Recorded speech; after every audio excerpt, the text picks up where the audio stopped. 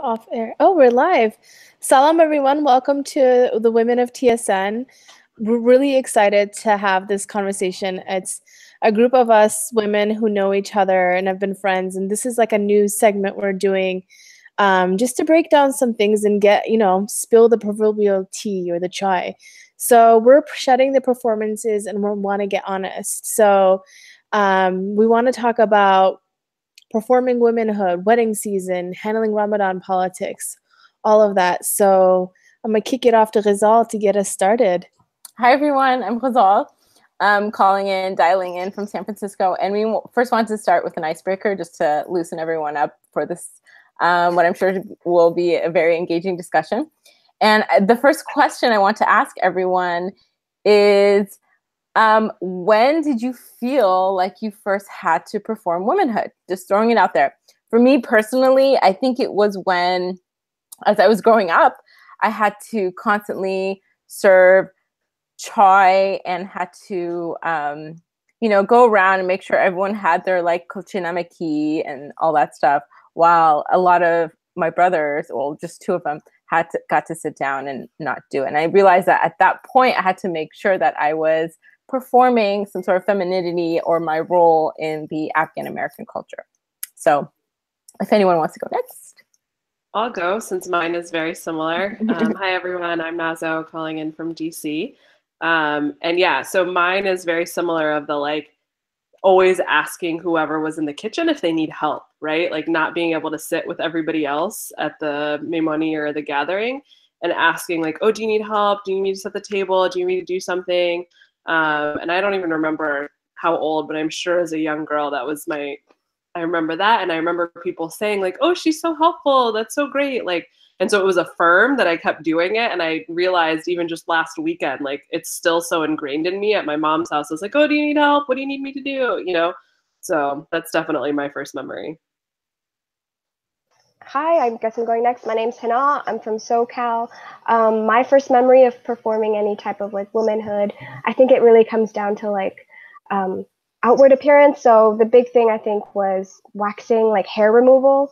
That was like the initiating step of like, these are the things you have to do to, beauty is pain was first, introduced to me when I was like 10 or 11 when my mom took me to my cousin's house to get waxed. Got my legs waxed. Not eyebrows, just the middle. That was like the one thing I was waiting for. When can I get rid of this unibrow? Oh, you had a unibrow? You got to start with that. Course. I had to start with Nair. Yeah, no, my mom went hard. She's like, you're getting waxed because we want to really lessen this hair. And also, what do you mean are you asking if I had a unibrow? Look at these eyebrows, Khazal. Of course, I'm sorry. You have amazing eyebrows, so yeah, there's a price to pay. There's a price I had to pay, and it's if I don't have tweezers with me at all times, this becomes one brow. Anyway, that's my intro to womanhood 101 is having to get my legs waxed like every month. So Nura. Yeah, Salam Nura, calling in from Durham, and for me, since we're being honest, it was when I went shopping for bras with my mom. And I don't even remember how young I was, but I remember I didn't think it was a thing because I was like, I wore whatever my brother wore. And I'm like, does he get one too? Apparently he didn't get one because he's like literally just 12 months and a week younger than me. So we used to do everything together. He had a Ninja Turtle shirt. I had a Ninja Turtle shirt. So when I got a bra, I was expecting him to get one. And apparently that's not how it works. And then I was like, what the hell? I told him, and he's like, I don't have one of those. Now like aired his business online. But that's when I was like, oh, so this is something women do. And then like the pieces started connecting from there for me. Okay, so lots of things that we're seeing here that we have in common. I feel like a lot of it has to do with outward. I feel like a lot of ours had to do with like outward, appearance, and then also just kind of like the role we have to play. I know Ramadan just finished up, so I was wondering like what are some of the roles you see that women are expected to basically take on during Ramadan versus, what men have to do? Everything. Fast and cook for the family. Definitely all the cooking. Yeah, and and like then you get taking care. criticized. You get criticized if the food doesn't taste good, which is like a real blow to the face because it's like it's not like you could taste it, while cooking it. Yeah, and everything tastes good, so everyone needs to just sit down, be humble. Right? Like, In the words of Imam Kendrick. Imam Kendrick. That's the one I subscribe to, by the way. We just anointed him. I like it. I did. Oh my god, I'm gonna get a lot of hate now. Oh my What about when you're on your menstrual cycle during Ramadan? Do you guys hide it? Because that's when people like, if you're not like, you are exempt from fasting at that time, but if you eat, then you're just basically outing the fact that like You're bleeding? Yeah. I mean, I literally have to like go in the kitchen and like sneak in like whatever. Like I can't have like a normal meal during Ramadan while I'm at home. I have to like sneak in crackers or cookies and anything that I can quickly eat while nobody's looking. And the guilt is the worst part, right? Like everyone makes you feel so guilty when you're not fasting that like for various reasons, there were a few days I didn't. But yeah, it's like you have to hide it and then you feel guilty like, oh, I'm not like suffering or hungry or like everybody else. And so now I feel bad on top of not doing it. So yeah, that was real. I used to hide it, and then I realized like my dad has mad daughters, and he's married to a woman, so I think he figures out. I think he knows periods exist, and he doesn't make it weird, so I don't make it weird. So lately, I mean, I don't. My body's weird, so Ramadan, I don't get my period during Ramadan because my sleep and eating schedule gets so fucked up. But in any case, in the past when I would, I just stopped being weird about it. I just straight up announce it, so it's like leave me alone. Do you announce But it? I definitely see that. Where it's just like people get so weird about eating, and I hate that it's like a lot of it comes down to like men need to step up and stop being so immature about it. Like because we're dying. Like we need Advil and just like those stereotypes for women are real. Like we actually do need rest and all of that thing. It's like your body is fighting you during that time in some ways. Yeah. And the other thing I was thinking about was eating disorders. So according to this study from the UNC School of Medicine, 65% of women in the US between the age of 25 and 45 have disordered eating behaviors. And I feel like with Ramadan, like this whole, like we kind of mimic this binge purge system, and that's an exemption, right? Like it's a form of, so like since it's something that happens for men and women, but it tends to affect women more than men. I feel like what does this month do for women in our community who have to deal with that? Yeah. Go on, Kozal. No, go on. It's okay. Moyen.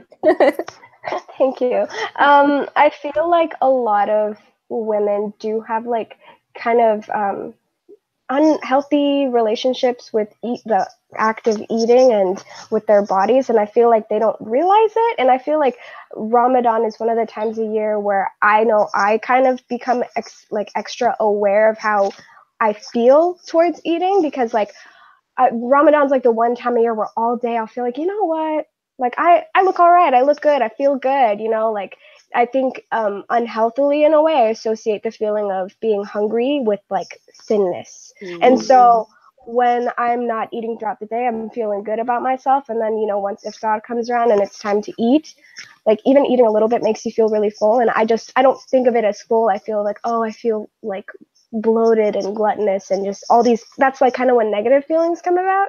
And so I feel like Ramadan does definitely kind of exacerbate that, or it exaggerates those feelings.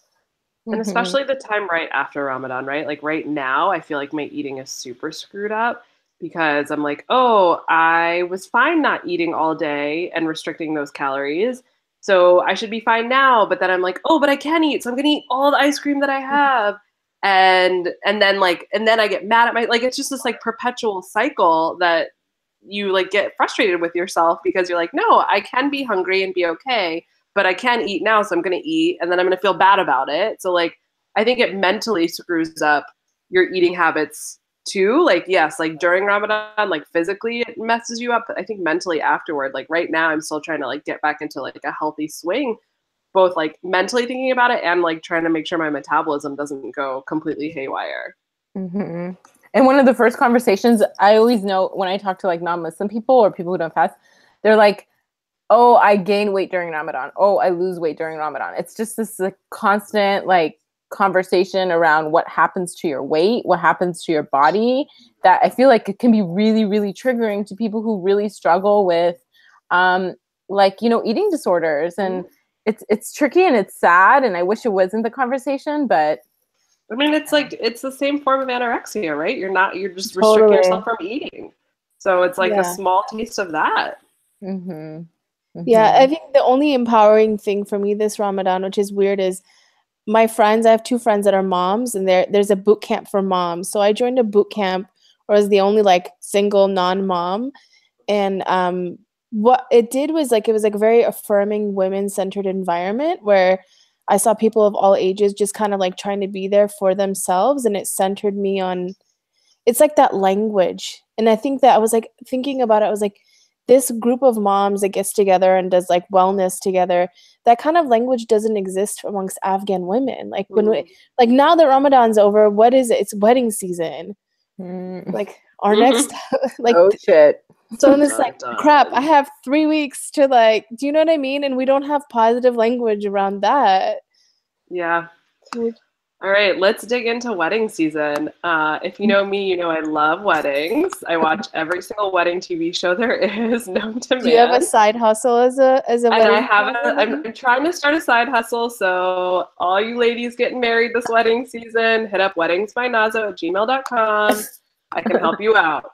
But outside of that, yeah, so like it is. Now that Ramadan's over and wedding season is here, it's like you got to find the right thing to wear and make sure that you look good so that like your aunties can show you off at the wedding and like you're not sticking out. And like I was sending pictures to my mom the other day of outfits for weddings, and it's all about like what makes your body look good and what, you know, like what is the most conservative but also like makes you look good.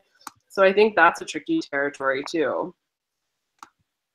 I hate dress Olympics at weddings, where it's just like you have to kind of, I don't know about y'all, but I have to get a feel for like, oh, if it's a more like reserved family, I have to show up with like the long sleeves, long dress. But if it's someone that doesn't really care as much, I can wear whatever I want, which I think comes down to a lot of like, you know, it's really like a performative space, weddings. Like you're like debuting yourself for all these families to see, and you feel like, you know, you're being ranked, and it's gross. Like you're just being watched, especially once you reach a certain age. And so, you know, I definitely get my mom kind of like policing me on what I'm wearing to certain weddings. I'm a grown ass woman and I have a tattoo on my back and I refuse to wear something that will show it at an Afghan wedding. So like half of my outfits are restricted now because I can't have an open back because I don't want any Afghans or older Afghans to see that. How come you don't want them to see it? Because I haven't told my mom. Surprise, mom. Okay, she's watching. I'm like dying to get a tattoo. So I'm like trying to like be strategic about where it's at. Yeah. So I have the one on my back is a little bit more open, and I don't want that to be a conversation piece. Like I'm proud of it. Yeah. I love it, whatever. But like, that's going to be all anyone talks about at a wedding. Like that's not what I want, you know? Yeah, it's for real tricky. I don't know. And are there rules around dancing? Like what certain weddings you can dance at or you can't dance at? Like I feel like there's that stuff. Or if you dance too much, that's a big one. Or like who you dance with. Like you can't just, you can't dance with like, you can only dance around your brother and maybe a cousin. But like if like Shugufa's brother is near you, you need to like get off the dance floor because God forbid, you know.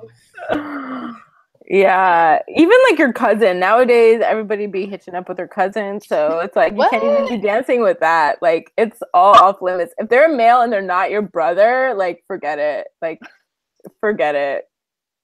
It's because people start playing matchmaker for you. Like they start kind of like, you know, getting ideas of who you're seeing or something. It's like, oh, you kind of like passed by that person a little bit on the dance floor. Do you know them? Is there something going on there? Mm-hmm.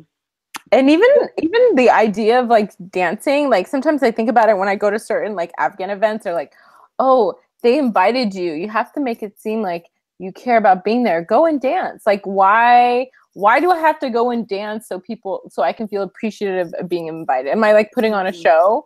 Like, it's so freaking weird. Dancing is not necessarily something fun unless you don't know the family, and then you can go and do whatever you want.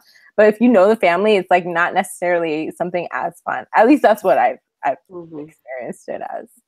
Yeah, I've been like forced to dance to show that I'm not the crazy conservative one. My mom's like, you're going to look bad sitting. You have to show that you're moderate and not a or my aunt's been like, talib nabash, don't be a talib, like get on the dance floor. And like, so it's interesting how they see us affects that, you know, so I have to like dance to show that I'm not too conservative. But then if I were to like dance the way I wanted to dance, then I probably get another reputation. How do you want to dance?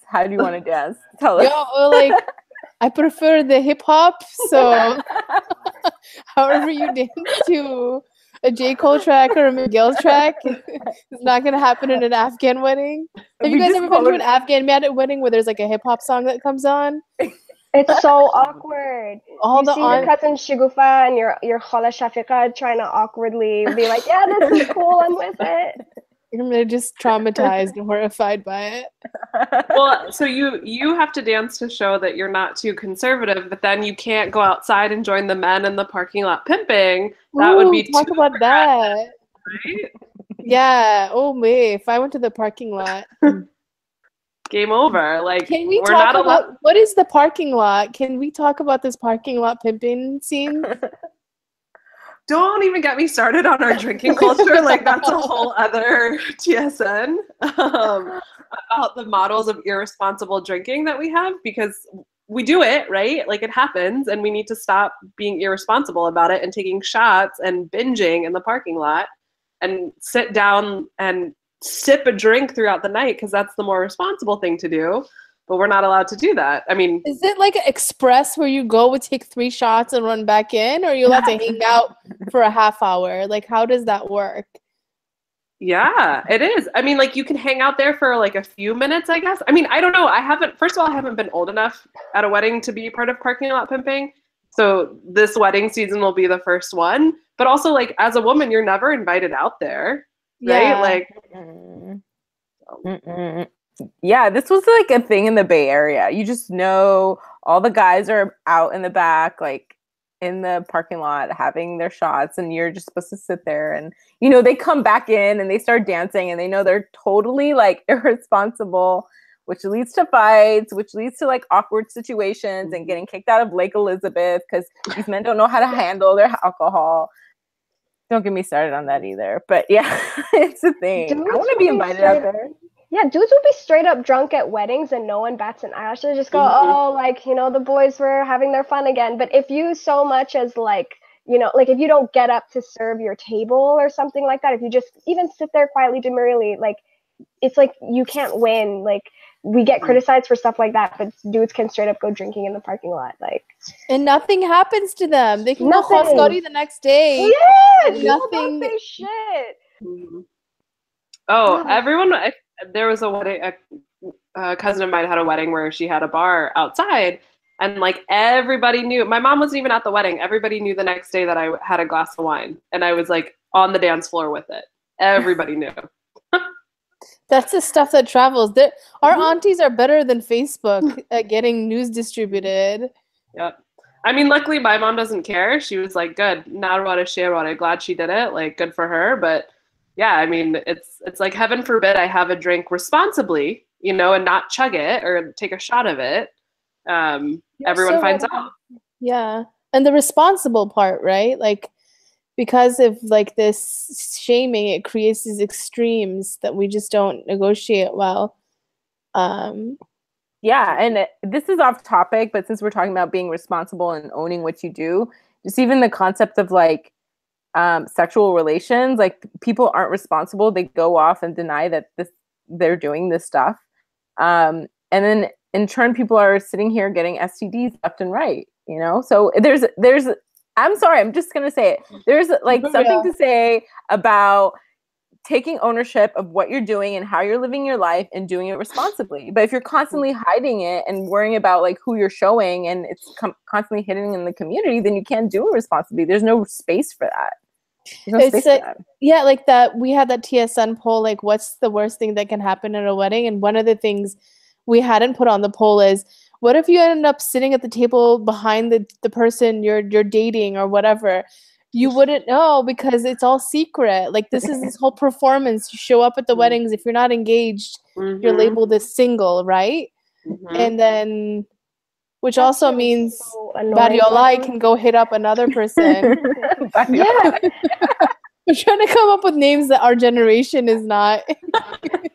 That shit is so annoying. I'm so sick of like Afghans covertly dating because you think someone's single for the longest time, and then next thing you see, they're posting a picture on Instagram of their shirni khuri with a caption I'm lucky I'm in love with my best friend. Hashtag Alhamdulillah for everything. And I'm like, God damn it. Like, I wasn't going to pursue you, but who could I just want to know that I could stare at you longingly from across the room, you know? Like, it's so fake. Oh my God. I hate covert dating. God.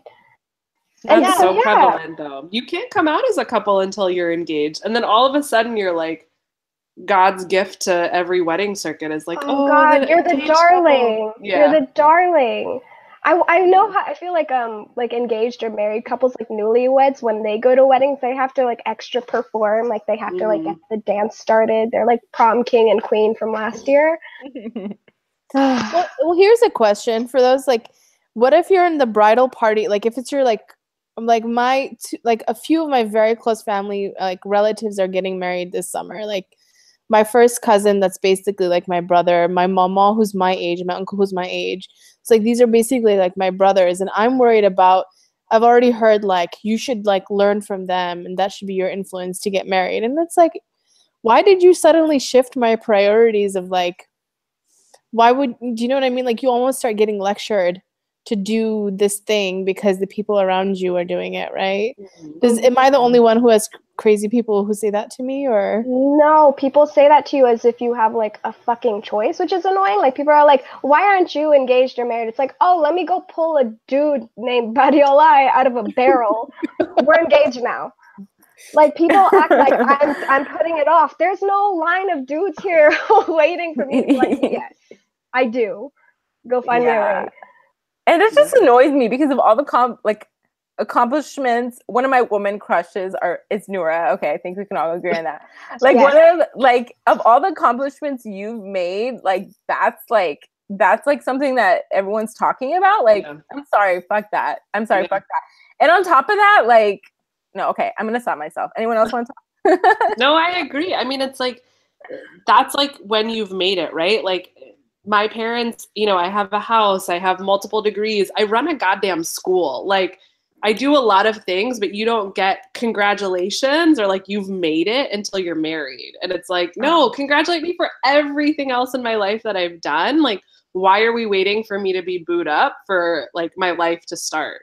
Yeah. Yeah, no, I definitely feel you. That's really, really, really frustrating. It's tricky. I think like one of the most awkward questions I always get is, oh, like when is it your turn? Like, you know, like as if it's like they need to make a special dua for me. Yeah, it's super dramatic. They bust out the prayer hands real quick, and I'm like, go stop. Like, you're embarrassing me. I'm at someone else's wedding. Stop. I know. Okay. Yeah, so what like I do right now is I make people feel really, really uncomfortable. Like when they make me feel uncomfortable, I make them feel uncomfortable. So I ask them, yeah, I'm sorry. It's just nobody really wants me. And it makes them feel like so uncomfortable. And then they make extra dua and like shuffle up. Oh my God. I can't go to a wedding without wanting to fight like all of my khalas or extended family, because do you ever get this where people get really dramatic about you also getting khina on your hand? I don't know about you. Run after you with that khina. Yeah. Legitimately. My uncle's mother-in-law was like genuinely upset that I went to my friend's shawkhina and I didn't want to put hina because I'm just like, it's an ugly orange spot on my hand. I don't want to do this right now. And she was genuinely upset about it. I was just like, this doesn't mean dick to me, old lady. Like, I really had to hold back from being mean about it because it's like, it's frustrating. They just pile it on and they just really pressure you as if it's some kind of magical spell that'll lure a damat or some shit. I have never seen old women run as fast in heels as like last summer when the khina got off stage and I saw my aunts running with the khina towards me and my sister. And I was like, where do I run and hide from these women? And then they took both hands. They're like, Ina, I was like, no, listen, I embrace all of that. I do all of it. I eat all the knuckle that they feed into my mouth. I take all of it. And I'm like, good, keep it coming because none of it is working. Like, keep praying, keep whatever. I was like, you guys keep trying. I've caught every freaking bouquet at every wedding at this point. None of it works. So if you want to keep it coming, come on, let's go. It's not happening. But are henna nights a thing now? Like, did you guys have henna nights growing up? Like, did you go to them? I feel like they're becoming more of a thing now because it's like cool and trendy. It's more of a thing now, and I feel like a lot of us are using it as an excuse to wear Afghan clothes. Because that's not an Afghan tradition. That's like an Indian tradition to get like fancy henna, right? Like henna is at the wedding, like on the taft, like Noura was saying. But like to have a whole other night for it is very Indian, and I don't know. Maybe we're adopting some new traditions. I know I don't remember shawkhina, but I know that like they've always brought out khina and like on the night of the wedding. But yeah, you're right. Now it's becoming this like big like shawkhina separate from the. I mean, how many parties do we have to have? I'm trying to save money and like actually do with my shit. I ain't trying to put on like 5 different like mini weddings for people to come and eat.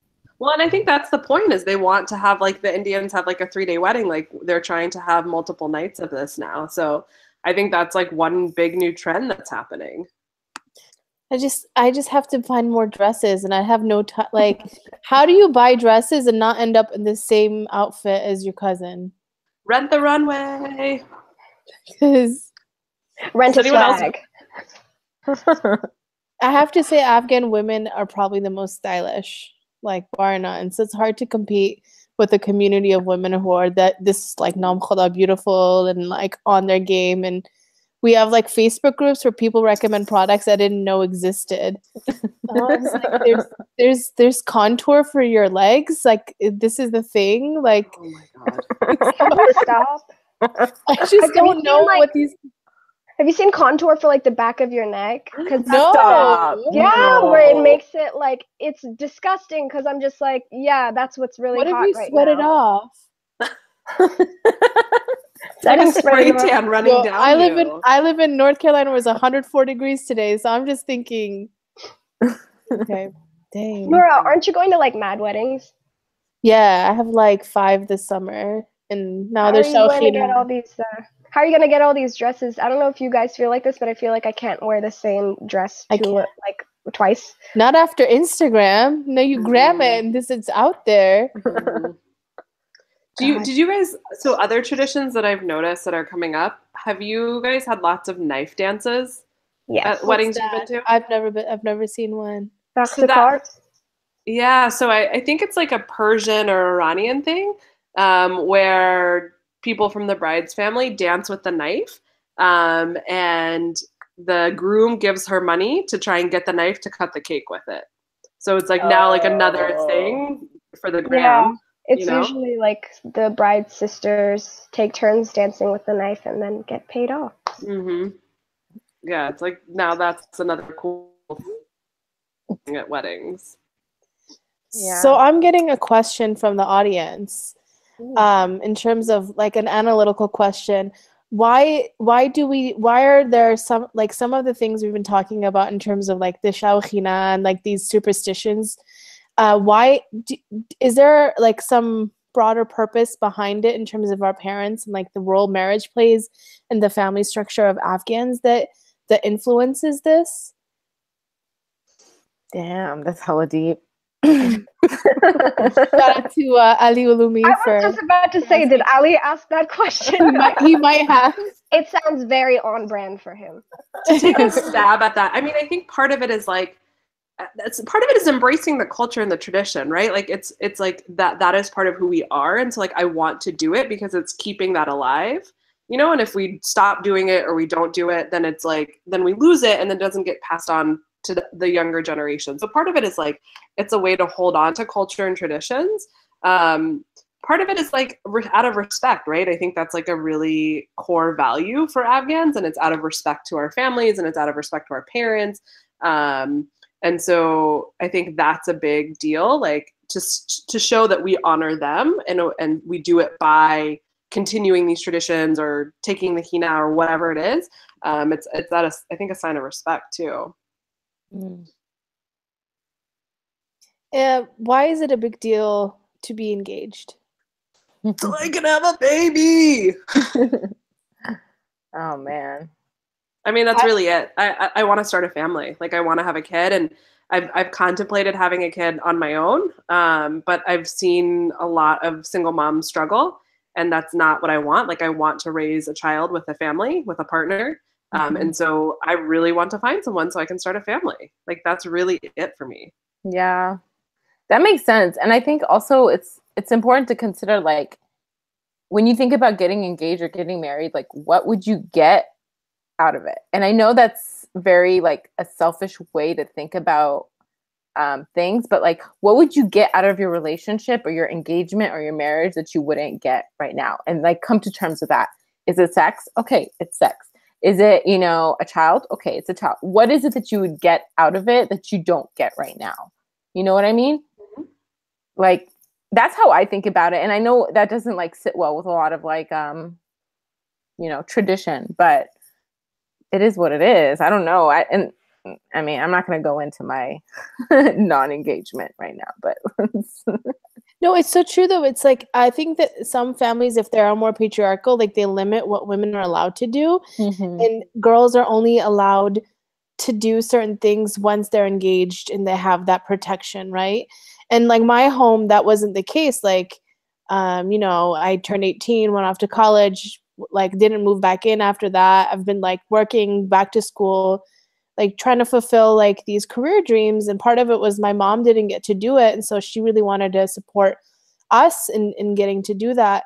But I've realized now that I go to these spaces with Afghans that a lot of girls, they have to stay home, and they have to, it's like a lot of things they're like not allowed to do until there is like a bae to be their backer. Then they're allowed to go and live their life and live their dreams and do their careers. So I don't knock women. Some girls have to get engaged at 21 or whatever, because it's like they're not allowed to do anything until this dude shows up. It's like, get a permanent roommate, then you can do whatever you want. Like, I don't know, understand that. But Henna, you were nodding your head. Like you grew up around more Afghans than I did. Do you see that in Hardcore. I've definitely heard a lot of like, oh, you can do that, but only once you're married. My mom actually tried to pull something like that on me when I was just like, hey, I want to go on a trip with just my friend. And she used to be like, oh, you know, Hannah, you can travel when you're married. I was like, homegirl, I'm not getting married anytime soon. I look like I'm solid like 14 years old.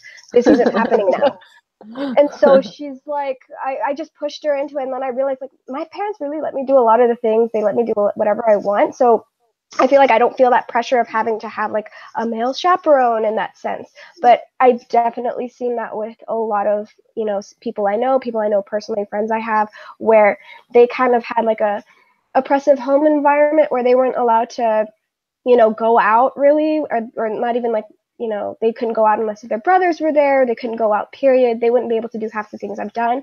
But, you know, those are the same friends that I've noticed married really young, because they felt like in order to escape that, they had to, you know, get married. And now they're allowed to do these things. Now they're allowed to travel, or, you know, basically live like what I have seen as like a normal life for someone in their early 20s to do. But for them, they had like a gatekeeper for it. Like they needed to unlock that achievement by getting married. One of the questions we got asked by Nida Mohibi on Facebook was, do y'all feel pressure to keep up religious traditions at weddings? I mean, I don't think too many of our wedding traditions are religious. They're more cultural, unless you're talking about the nikah, right? And then you get into the more religious piece. So I think, yes, I don't know if it's pressure necessarily. It's like I want to keep traditions, right? Like I like traditions. It's part of who you are and part of your culture. So I don't know if there's necessarily pressure. I think there's probably pressure to invite certain people or to have a certain kind of wedding or, that part of it. But the traditions that you want to incorporate, I think, are based on what you want to do. I mean, who am I to talk, though? I've never had a wedding, so I don't know.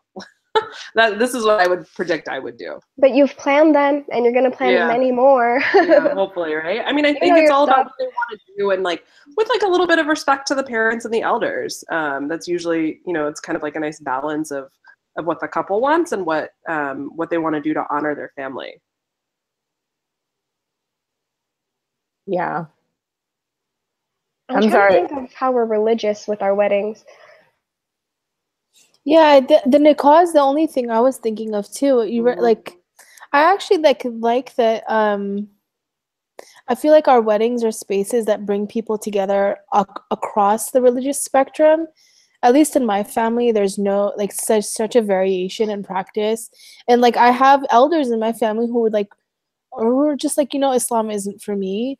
And to me, what brings the family together is that there's an inclusion of some religious traditions, but cultural things and heritage and family things that extend beyond that. And I find beauty in that because religion can be polarizing, like I personally love God, but I'm not here trying to make everyone show up at a wedding and demand it from every, 500 people in a space. And so the fact that we have like the Molida and like the Nukul and all of that, to me, distinguishes us from like other Muslim majority countries where I feel like their weddings are very much dictated by like religious traditions in a way that almost doesn't leave room for other things, right?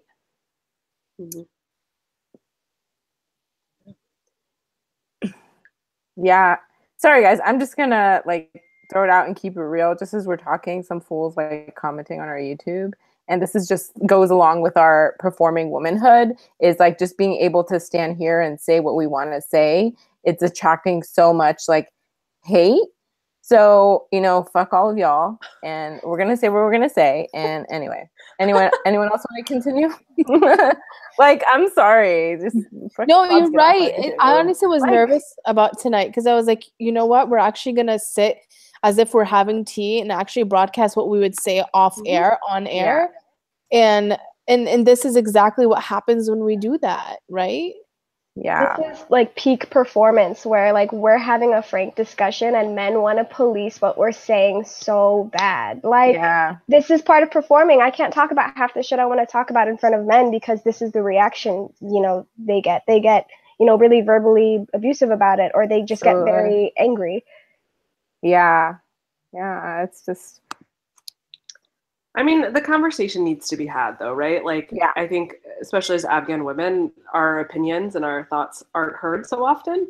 And so it's important that they're out there in a public space. And if you don't agree with me, that's okay. Like, I'm not trying, just like Nora said, she's not trying to make everybody love God. I'm not trying to make everybody agree with me. But I think it's important that different perspectives and opinions are heard. And like, we talk about the pressure so that like other women who want to relate can and feel like, okay, I'm not the only one going through this. Like, if there's some like beauty in commiserating around some of this pressure and being able to like bond over that. Yeah. So, yeah, our gender roles are real. We're like puppets. Like we can only do so much. And now that we're trying to cut the threads off and make decisions, it disrupts structures to people. And that really gives people anxiety about like, I feel like there's this sense that we have to be controlled, right, by men or like this, like these norms, and that when we push for the sake of, and people think we push just to be contrarian, but maybe we're pushing to improve culture. Culture is alive. Like it is our choice to build the culture we want that's healthy for everyone. And people don't like change, especially men, the people that benefit from the kind of rules and hierarchy, right? Mm-hmm. Mm-hmm. I feel like some of our like the parking lot thing, like what would the reaction of some dudes be if you went out to the parking lot? This isn't safe for you. I'll tell you in a couple months because I'm gonna be a part of it. Can we send a camera in with you? Yes. Well, and then I also had another cousin request that I have pockets in my dress so that I can just keep a flask, so I don't even have to go to the parking lot. So take that, parking lot pimping. I outsmarted all of you. That's also how I almost drank vodka as a child. Because vodka looks like water, and one of my uncles put it on a table, and I reached for it thinking it was water. And that's how I learned what vodka was. You probably spit it out so fast. I didn't get, he grabbed it before, but I was like, oh, this must be like, like Fiji water. I was like, vodka must be another label for Fiji water. That's funny. Oh, man. Okay. But so, related to weddings, Naza, you were talking about something. I wondered if you felt comfortable talking about on air. You're doing something really important tomorrow.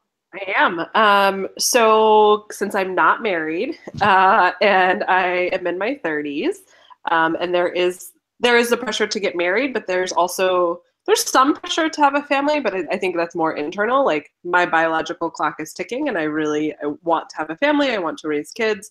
I feel very maternal in that way. And so I'm going to start the process of figuring out if I can freeze my eggs tomorrow. So I have my initial appointment tomorrow morning. They will tell me if I have any eggs floating around in there, and if they will be able to take them out and freeze them so that when someone does put a ring on this hand, we can have a family. So and I think my mom has been really wonderful and like accepting of it and like supportive. So she's really, really great about that. But I do think that I haven't heard of many others in the Afghan community doing it, or at least talking about it. And I think that's another area where I think we just need to put this in the forefront. Like women are doing this, and like if I go through with the process, like it's really hard on your body, right? Like all the hormone injections and all of that. And it's like something we need to talk about and support each other with, because and I think someone on Facebook commented, like, as we push off marriage, like we're pushing off having a family, and that's to the detriment of a biological clock. Unfortunately, like we have an expiration date on these eggs, and if you don't use them, you're going to lose them. And so I think more and more people will start to do this. And I think we need to take it out from underneath this veil of like shame and secrecy that it's currently under. So that's what I'm doing tomorrow morning. That's so amazing. I know a couple women who are doing that, and I think it's just you're right. This is just like the stage we're at, and that's what we need to do. We need to look out for ourselves. We need to look out for our own future, and in whatever capacity that takes. But it's interesting because I was thinking about like I had an interesting conversation with family about IVF, like in vitro fertilization, or like even like having a sperm donor, and that was always this conversation is going beyond what I thought it was going to go.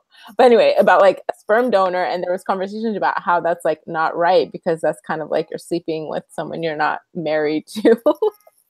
Anyway, but it's an interesting conversation. It's something that a lot of Afghan communities the Afghan community isn't having, but it's actually real in there. And as us women, like get to the point where we want to do that, we need to have like a support network. And at this point, when I talk about anything regarding fertility or having babies, like because it's so taboo to talk about that when you're single in the Afghan community, I just reach out to my non-Afghan friends, my non-Muslim friends, because that's my support community right now, and being able to talk about those things.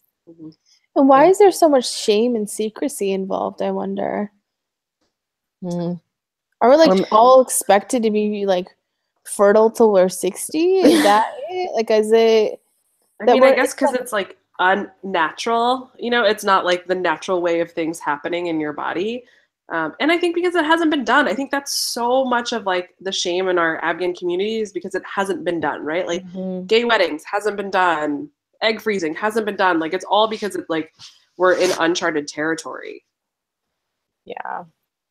I feel like we're really communal too. So it's like when you talk about it to your close friends, like because we're such a tight knit community, it's like you tell one person, everyone finds stuff out. I'm not saying it has to be that way, but unfortunately, I feel like sometimes that's the fear we have with talking about these things to like, you know, the Afghan community. And so it's kind of like, even though it's uncomfortable and there is that risk, I definitely commend y'all for having this conversation and just normalizing it, because it has to be something we talk about more, you know? Yeah, I feel like I've had to be careful about and this is like the performance I've realized recently is that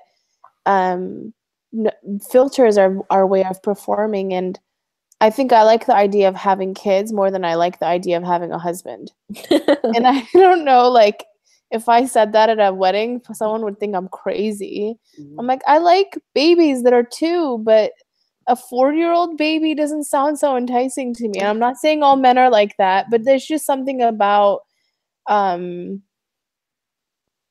know, like even that opinion, I'm like, crap, am I going to get, you know, shade for saying that? But the idea of a baby is sweeter to me than like permanent roommatehood with somebody that I've known for 3 months. I think a lot of that. Yeah, go on. Go ahead. I think a lot of that comes down to the role that we're expected to play as like women in that position, because it's like, you know, you're comparing your, you know, significant other to like a 40-year-old baby, because that's kind of almost what it feels like. Your child is someone that you at least like, you know, you created and you love them unconditionally, whereas your spouse is like, you're kind of also expected to take care of them in like the same or similar capacity, where you're feeding them, you're cleaning up after them, you know. I'm not saying that that's how it is or that's how it has to be, but a lot of times, let's be real, that's kind of the expectation. Yeah. It's so true. It's like goes to the gender roles, and it might be the roles in our community, which might be another WTSN talk, like about do we just only marry Afghans, or do we partner up with non-Afghans so that there are different gender roles that come into the conversation, or how do we push our culture, you know? I feel like we should have like a Women of TSN with like a men's panel, like grilling them about gender roles. Like a debate, you know, like pit one woman of TSN and one man of TSN and like go at it. No, just 4 TSN women and 1 token man. And then we just ask him why. That's how most panels are nowadays. It's like all men and you're 1 token woman to woman POC to show diversity. Yeah. It's just us taking turns being like, why are you like this? Speaking on behalf of all men, and maybe they'll see the absurdity of what it feels like when there's only 1 woman on a panel. Oh, as we're wrapping up, I wanted to ask y'all who your women crushes are. Who wants to go first? Whatever, I'll go. Go ahead. Okay. I would have to choose Rihanna. I've loved her forever.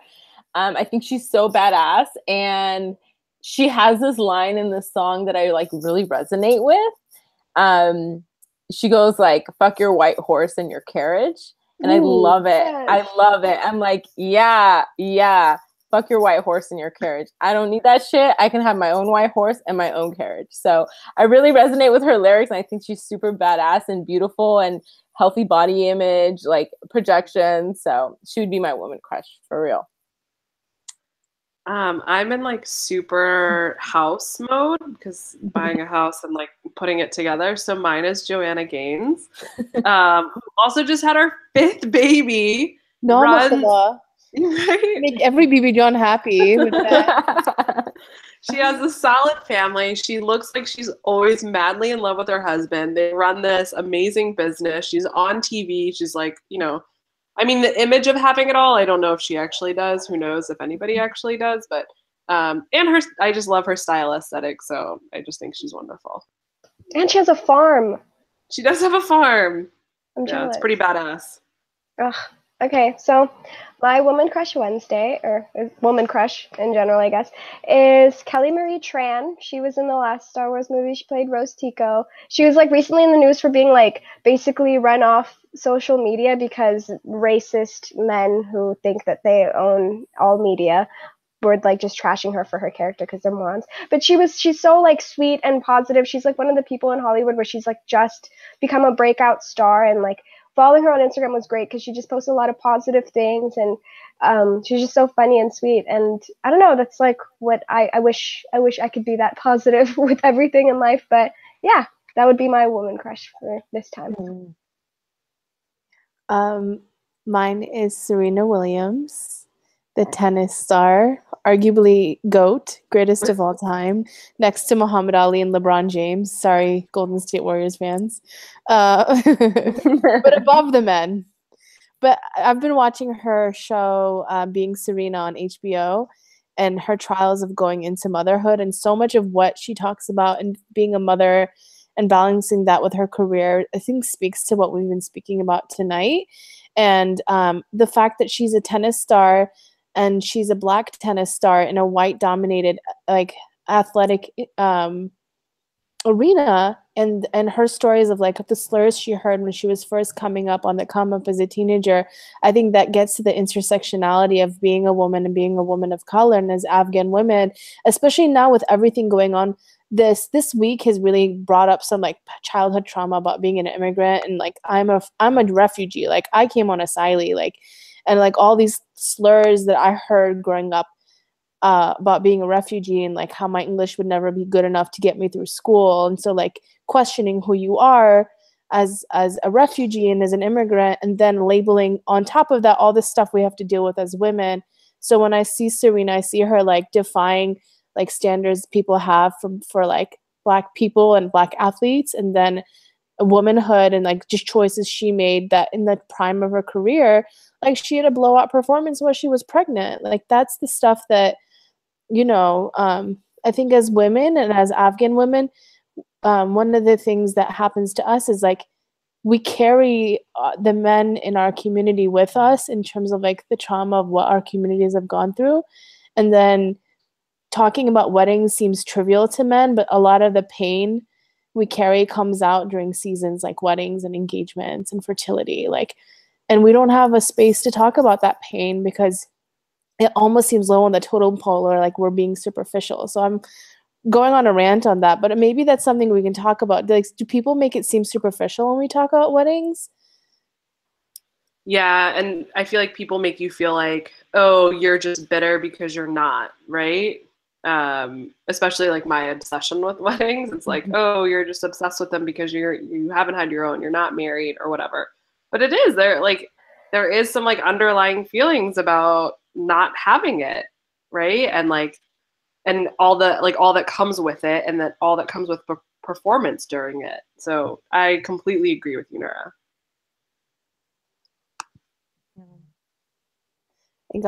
And then also she's got I got heavy, but her baby is the cutest on Instagram. Mm-hmm. So like, it shows like her happiness shows the resilience of what happens when you can move through the spaces and the treacherous paths that we go through in the ways that we do.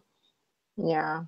And I think we also had an interesting comment on Facebook about not feeling the need to get married young, and it's okay for women to find themselves. I mean, I think everybody's on their own path and finds their own way. There's no right or wrong answer, and nobody should be hating on anybody else for choosing to pursue their education or pursue marriage or pursue both at the same time, and not being so combative and hating.